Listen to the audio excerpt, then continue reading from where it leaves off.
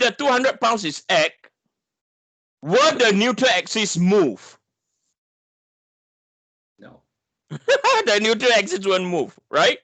The neutral axis will fix at that position. You will not. What do I? So this 200 pounds is doing two things.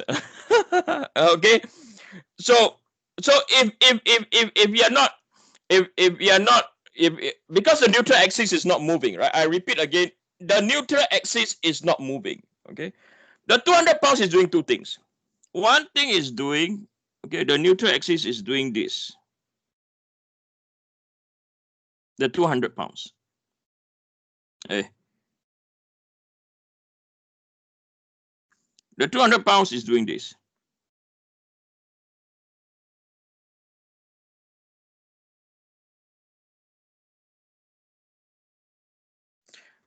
Are you interested in this axis?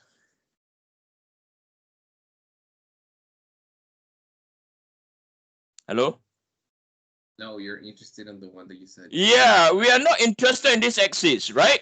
If the element is here, if this is the element, then you're talking about moment. Then you are interested in it, okay? Right? Your element is not it. So that's why it is so important when you draw a first thing you do, put in where your element of interest is and put where the neutral axis that's critical to you.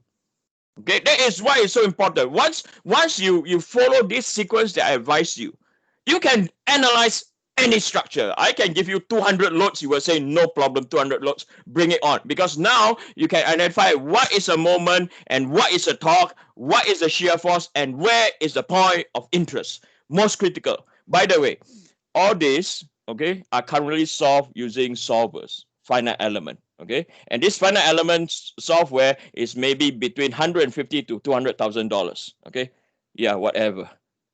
It's not that difficult, is it? It's the ability to have real intelligence and not artificial intelligence. Okay, right. So now, Eugene, in a scenario where there's no element, then we will have to consider both axes. if there's no element, means you don't know where you're what. If there's no element, means you don't know where you are interested in analyzing. You have to know where the elements are. So in real life, where the elements are is you have to have a not intelligent but experienced guess on where the failure will occur. For this case, this question happened to be at element location H and K. Where the structure will fail is where? Anyone? On the actual joint to the Yes. to the wall. Where there is where it will fail. Okay, so for this is just that's why this is just they want you to calculate element HSK. So it's where the element is usually located where the region of failure is. Okay, so now I'm going to write out what I've just said. The 200 pounds will generate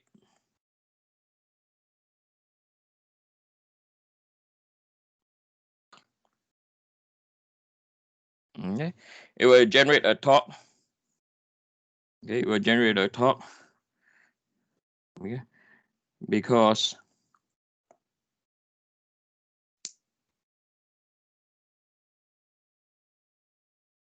at the neutral axis,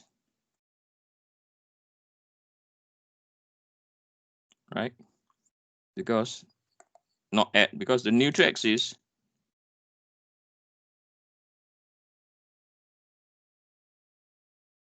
did not move when the torque is applied.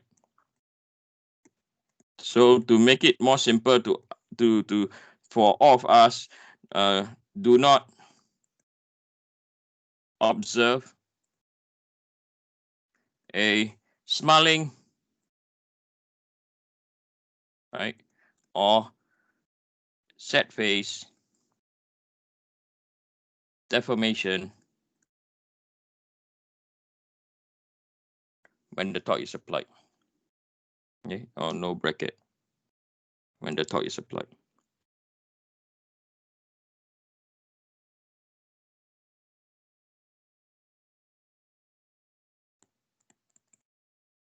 Okay.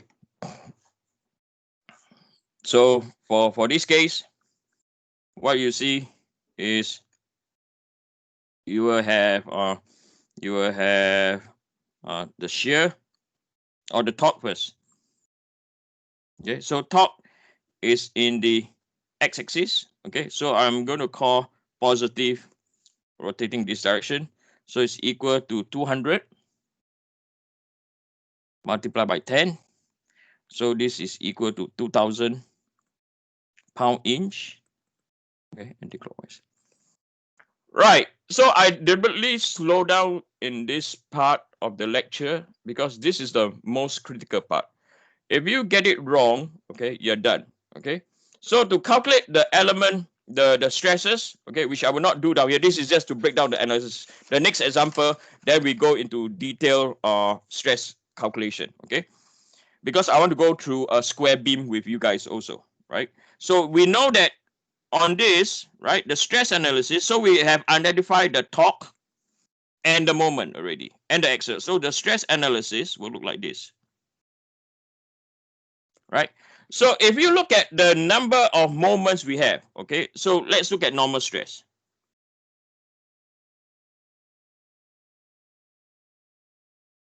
Right? If we look at our normal stresses, okay, we have moment in the Z direction. We have moment acting in the Y direction. And we have force acting in the X direction, right?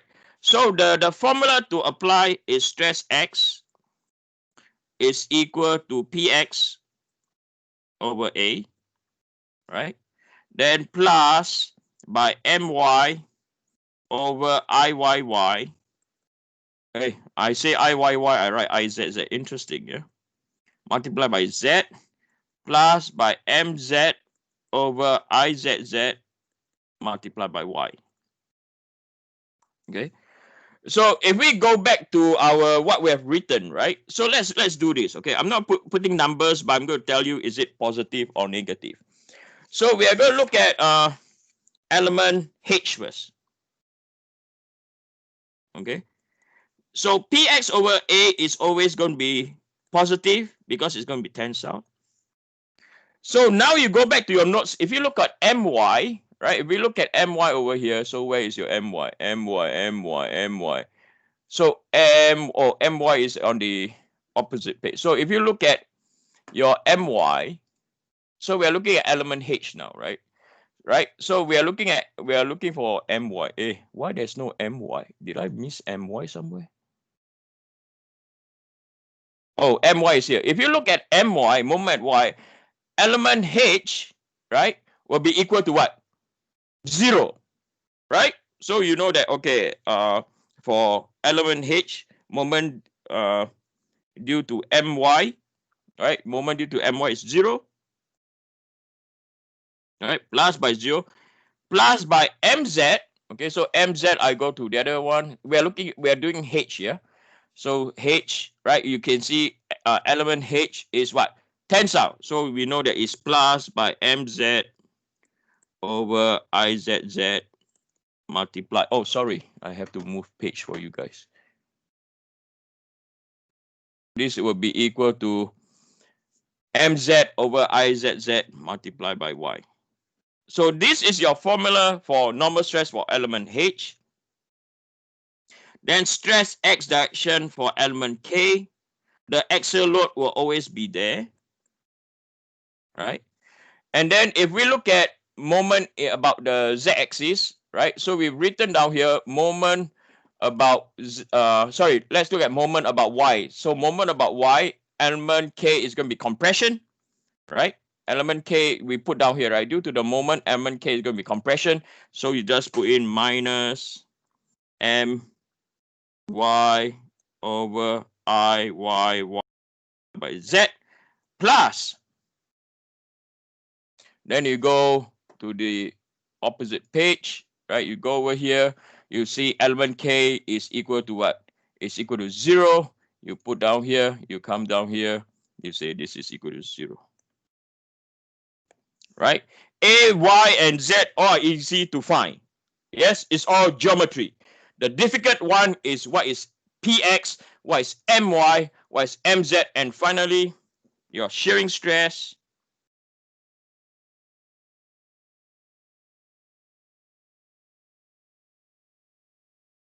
Okay, shear stress is equal to, all right, so the shear stress, element H and K, right, are at the outermost what? Radius. Okay, so the shear is equal to torque in the x direction, R divided by J. Okay, now the thing is it going to be positive shear or is it going to be negative shear? Okay, I'm going to teach you now. Okay, so it's a shear, right? So normal stress is easy, right? The shearing stress, is it positive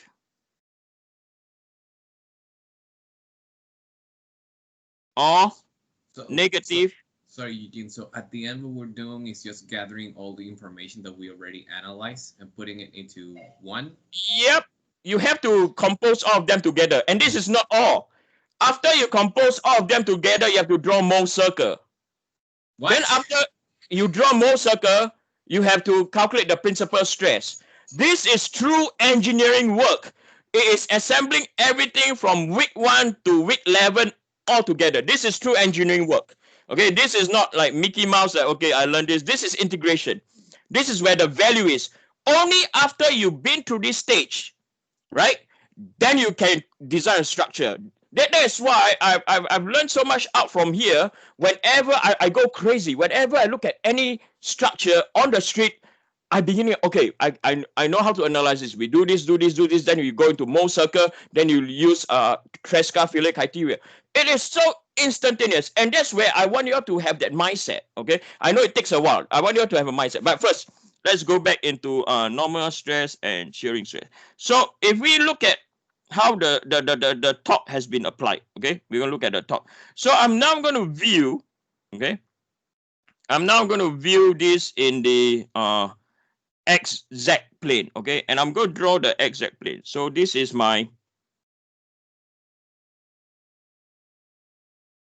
okay, this is my, I'm glad I'm teaching this on a Saturday morning. I know I can't make it if this class is in the evening, okay. So if I view from that plane, okay, we will look at this. All right. And this is our 200 pounds. Okay, that is our 200 pounds.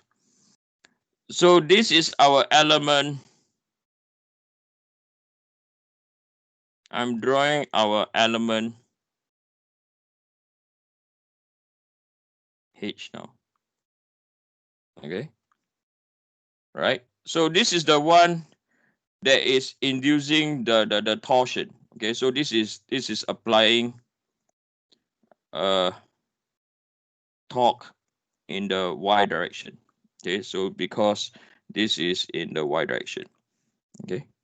So this arrow move over here, right? So this structure will deform this way. The element will deform this way, right? So that's how the element, because this arrow will push towards the right and over here will move towards the right more because there's a greater distance. So when that's the case, if you look over here, right? So this is positive shear, right? Because the shear stress is acting this way, right? So this is positive shear. And then over here, I'm going to draw negative shear for you to see. Right? This is negative shear.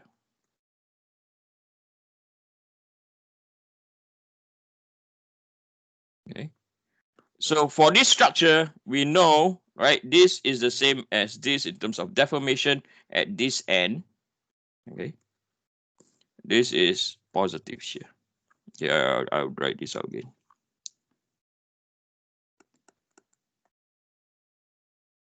In fact, it's Ty, it's not Tx. I got it wrong.